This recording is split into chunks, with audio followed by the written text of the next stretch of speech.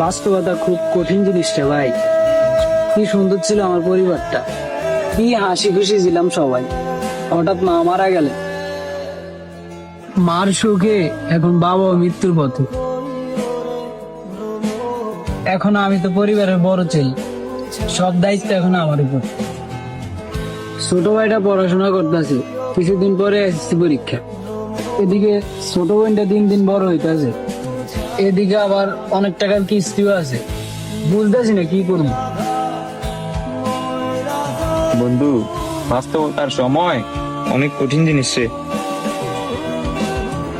মামা তোর দুটা হাতে পায়ে ধরে যেমন হোক আমার একটা কাজ ম্যানেজ করে দিচ্ছ। আর বেটা থাম, কি শুরু করছো? আমি তোর বন্ধু না? বন্ধু, তোর একটা কাজ দিতে লাগবে নাকি? আচ্ছা ঠিক আছে, তুই আমার সাথে চল, আমি তোর একটা কাজ ম্যানেজ করে দিতে। আচ্ছা ঠিক আছে বন্ধু, এখনই চল, এখনই। আচ্ছা ঠিক আছে, চল। আচ্ছা কি অবস্থা রে ভাই? আলহামদুলিল্লাহ ভালো। তোর কি অবস্থা? আলহামদুলিল্লাহ ভালো আছি।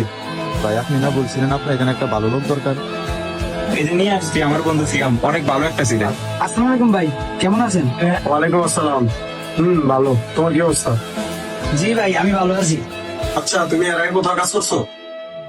না ভাইয়া, আমি জীবনের প্রথম কাজ করতে আসছি।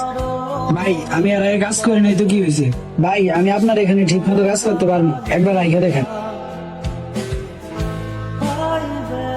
আচ্ছা, আমার তো একজন লোক লাগেই।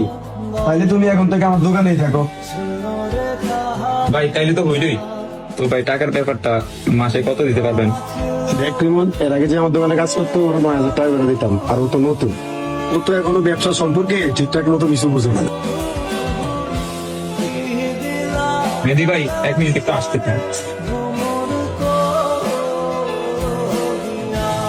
রিমন, তুই তো আমার অবস্থাটা বুঝিস, এই টাকা তো হইব না রে বন্ধু। আমার তো স্ত্রীতে আছে 20,000 টাকা, সামনে তো আবার বন্ধু শোন, তুই এমনিতে কোনো কাজ পারস না, এই টাকা এখানে কয়েকদিন কর, পর আমি দেখতেছি। আচ্ছা ঠিক আছে। ভাই আমি কাজ করতে পারবো, আমি রাজি। ভাই আপনি আমাকে বলেন কবে থেকে দোকানে আসতে হবে? কবে থেকে মানে? বন্ধু, এটা একটা কাপড়ের দোকান, এখন আবার রমজান মাস, তুই এখন থেকে কাজ শুরু করে দে। আচ্ছা ঠিক আছে বন্ধু। আচ্ছা ঠিক আছে, ঠিকঠাক মতো কাজ করিস। আমি এখন যাই। মেহেদি ভাই যাই।